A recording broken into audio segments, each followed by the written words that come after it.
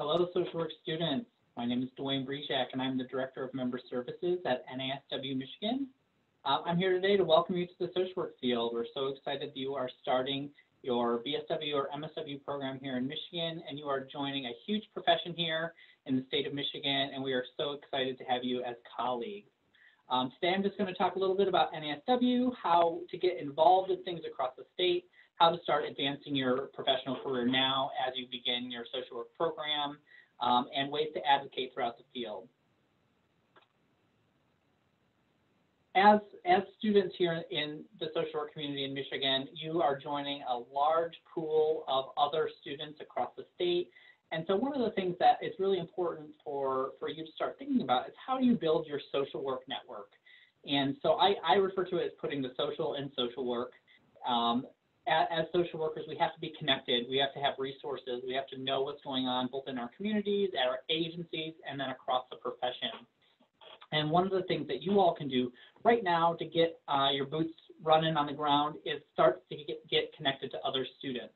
So you're doing that in your coursework, although it might be a little bit virtual right now. You're doing it at your internships. You're doing it throughout your program by meeting faculty, but also starting to expand that circle outside of your specific university. So some questions to start to get your brain going about what you're getting into. How many social work students do you think that there are in Michigan total? Out of that total amount, how many total BSW students versus MSW students do you think there are? And then how many total social workers and social work programs do you think there are in the state? So when you're thinking about what does the state of Michigan look like in terms of social work, we have over 28,000 licensed professionals across Michigan. Every county in Michigan has at least one licensed social worker, some with tons of social workers, some with just very few. And then in terms of students specifically, we have over 6,500 students in social work programs. And Michigan is actually the #1 state for bachelor's level social work students with about 4,000 BSWs. So if you're in a BSW program, you have a lot of other people to potentially network with that are going through a similar sort of experience to you. We have about 2,500 MSW level students, and then a handful of PhD and doctoral level students as well across the state. Now, in terms of social work programs, we have about 35 schools of social work in Michigan, around 24 bachelor's programs, and around 11 to 12 MSW programs, plus a whole host of online schools of social work. So again, when you're thinking about how do you expand your social work bubble, start looking within social work circles that are similar to your experiences, and schools of social work are a really good opportunity to do that. One other really good way to start to get connected right now is through our student representatives on the NASW Board of Directors. So you all are represented by a BSW representative and an MSW representative. They're listed here. Jennifer LaFon is at the University of Detroit Mercy, is representing our BSW students, and Denard Fenard is representing our MSW students at Andrews University. Their contact information is listed below. Please feel free to reach out to them at any time if you have questions about your program, if you want to get connected, if you want to help run a statewide student event, if you just have questions in general about the social work field. They're really good contacts for our association. You all are entering social work at a really weird time, right? We can't ignore the fact that there are kind of 4 competing pandemics going on. We have the coronavirus, we have an economic kind of downturn right now, we're in a crazy election year, and we're having this huge civil rights and racial justice movement going on in the United States. And all of these things are impacting social work and our clients and our communities. So as incoming students, I know that these are all on the top of your list of things going on as well. And so as your association, we want you to know that we're working on all of these things. We're doing a lot of different events around training, a lot of resource development on all of these, and we also need your support in making sure that when you find something in your classroom, in your internship, in your work outside of social work that is impacted by one of these days, the pandemic, how can we as a social work field be better organized together and work collaboratively on solutions? So again, our organization exists to represent you. And as you're in this new virtual or partially virtual academic year. We know that you're going to be learning, your faculty is going to be learning, your schools are adapting, and so is the social work field. So we want to make sure that those transitions are as smooth as possible. And NASW is really the social worker's social worker. So when you think of what you want to do as a social worker in the community, likely you're going to be a resource for somebody. You might be an advocate. You might help folks find training, help folks find a sort of a resource that they need in their community. Maybe you're helping them with something that is personal or familial, or maybe it's a community-wide issue. NASW is that for you as a professional. And I include students as professionals because you're going to be working in your internships and you're going to be entering the workforce very, very soon. So think about NASW really as how can we be your social worker? So if you need a training, if you need a resource, if you need a network, we want to be that first person that you go to and that you think of for that.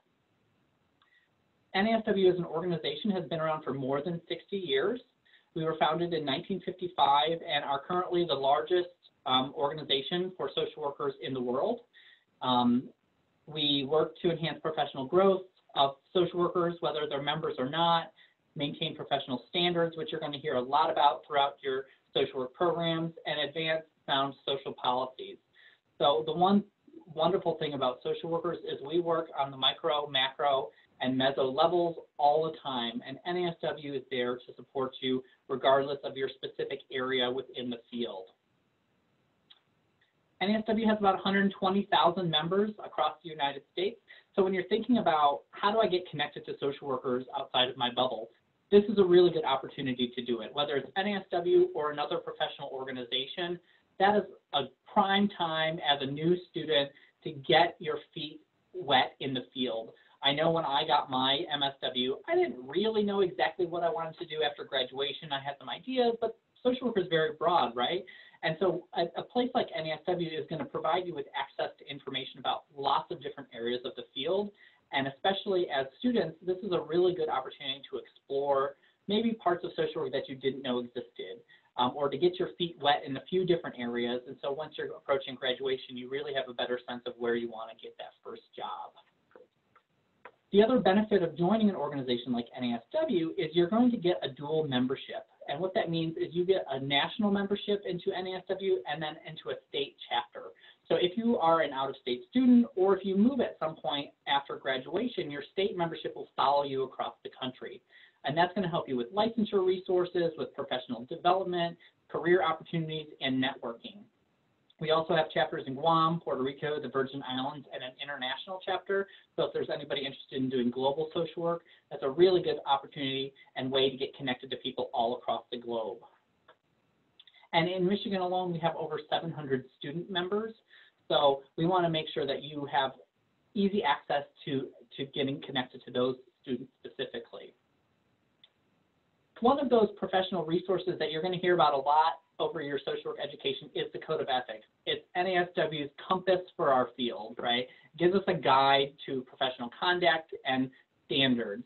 NASW, we are your go-to place for ethics. So if you have questions, if you need a consultation, if you encounter something in your coursework or in your internship that feels weird, you think maybe there's an ethical dilemma, NASW has consultation lines both at the state and national level.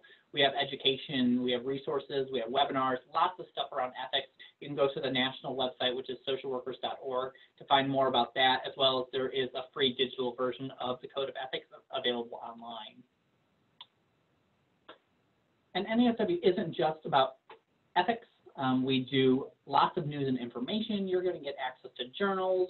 You're going to get newsletters, both from the state and national, email alerts every week from us as a chapter and the national office, career resources, information around malpractice insurance, which you will get likely through your university while you are in your school of social work, while you're in your internships, information, like I said, about legal resources and ethical resources, and then tons of stuff around advocacy.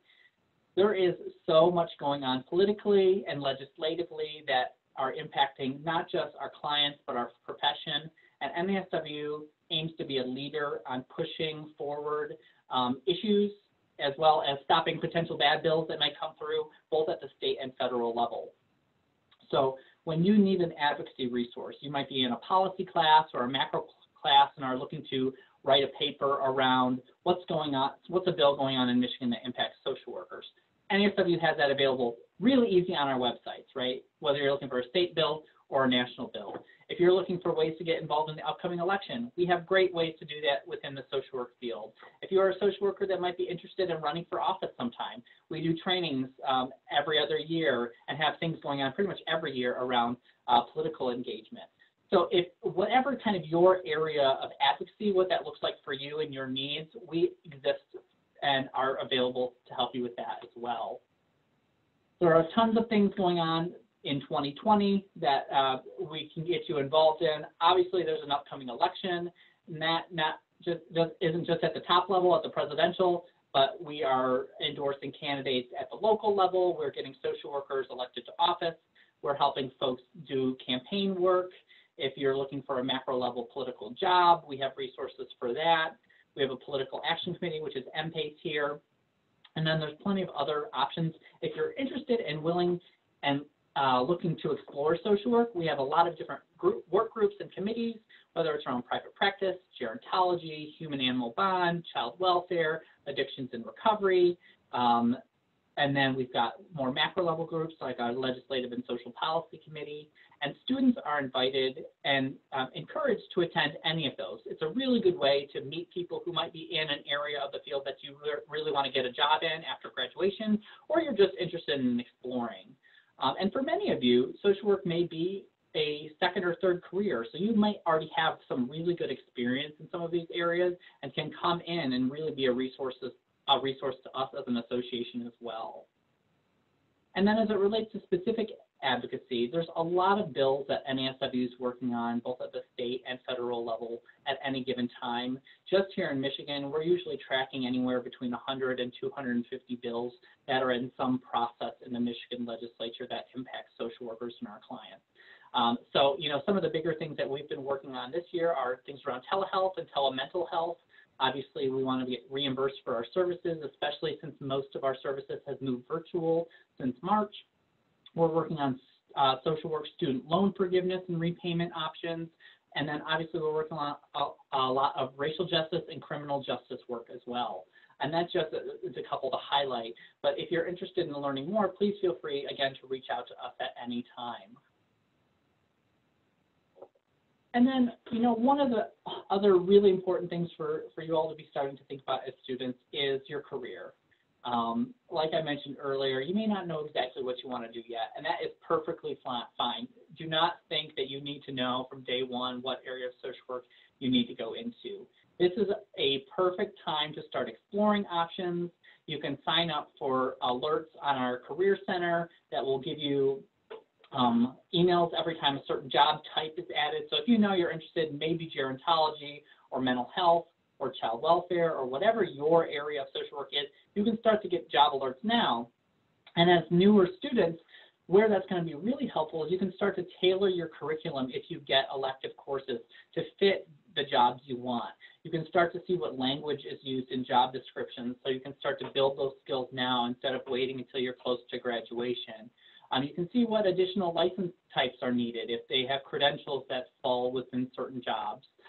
What does the titles look like, right? Those are really good things to start to explore as a new student.